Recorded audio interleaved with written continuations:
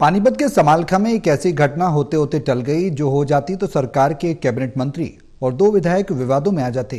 दरअसल समालखा में एक बड़े निजी सुपर स्पेशलिस्ट हॉस्पिटल का उद्घाटन करने कैबिनेट मंत्री डॉक्टर अरविंद शर्मा और समालखा से बीजेपी विधायक मनमोहन भड़ाना के अलावा सोनीपत के गन्नौर से निर्दलीय विधायक देवेंद्र कादयान को पहुंचना था।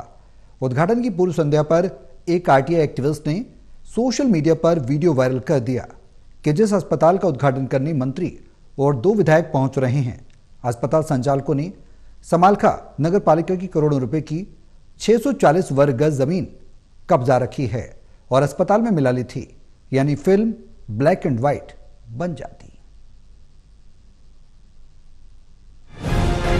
अच्छा हुआ कैबिनेट मंत्री डॉक्टर अरविंद शर्मा और समालखा के बीजेपी विधायक मनमोहन भड़ाना रविवार को समालखा में हाईवे पर शुरू होने वाले एक बड़े निजी अस्पताल का उद्घाटन करने नहीं पहुंचे, नहीं तो दोनों विवादों में आ जाते, नायब सरकार पर भी सवाल उठते।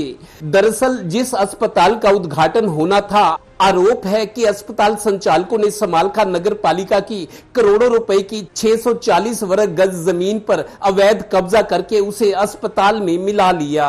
अस्पताल के उद्घाटन की पूर्व संध्या पर समालखा के दूर दूर तक मशहूर कामरेड और आरटीआई एक्टिविस्ट पीपी कपूर ने सोशल मीडिया पर यह जानकारी डालकर चेतावनी दे दी कि अगर मंत्री और विधायक ने अस्पताल का उद्घाटन किया तो वो इन दोनों को भी पार्टी बनाकर लोकायुक्त अदालत में केस डाल देंगे।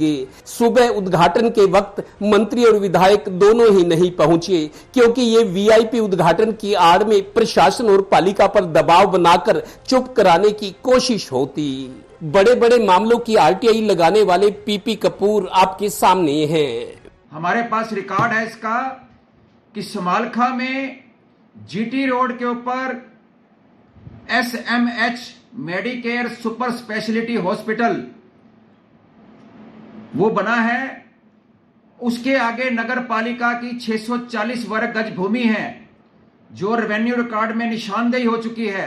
निशानदेही की रिपोर्ट है हमारे पास, ये देखिए।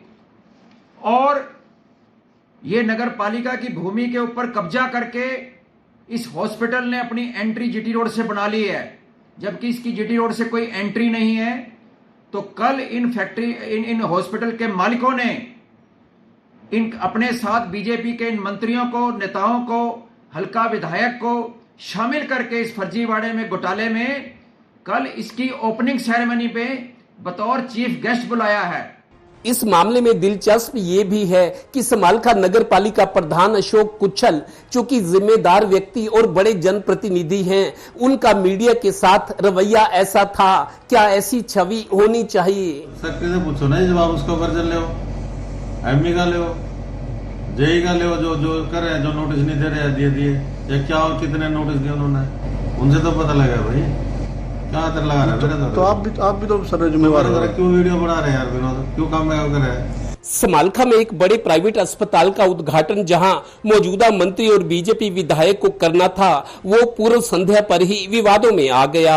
अस्पताल के पार्टनर्स का मूड भी खराब था, पर यह मामला करोड़ों की वैध सरकारी जमीन को अवैध तरीके से कब्जाने का था। अस्पताल के पार्टनर और सीनियर डॉक्टर संजय सेन, जिन्होंने अस्पताल का उद्घाटन अपने मम्मी पापा से करवा दिया। सोनील मेमोरियल हॉस्पिटल मेरा लगभग 13 साल से पानीपत में चल रहा है, तो मैंने सोचा कि समालखा में कोई बहुत अच्छी सुविधाएं नहीं है, तो ये मेरा विचार आया क्योंकि मैंने 12-13 साल से काफ़ी गरीबों की सेवा की है। तो मेरा एक लक्ष्य था कि मैं भी एक समालखा के लोगों को यहाँ पे भी ऐसी सुविधाएं देता। मुहूर्त फिर मैंने सोचा कि मम्मी पापा से, पेरेंट्स से बड़ा तो कुछ होता नहीं, वो ही गुरु हैं और उन्हीं का आशीर्वाद से हम लोग यहाँ तक पहुँचे हैं। यानी दिल्ली चंडीगढ़ के बीच हाईवे की जमीन अब मिट्टी से सोना बन गई है। इसी वजह से लालच भी बढ़ता जा रहा है। जर जोरू और जमीन के विवाद आज ही नहीं बढ़े, ये तो रामायण और महाभारत काल में भी थे। समालखा से सहयोगी डिम्पी मल्होत्रा के साथ Devendra Kathoria, total news, Panipat bureau.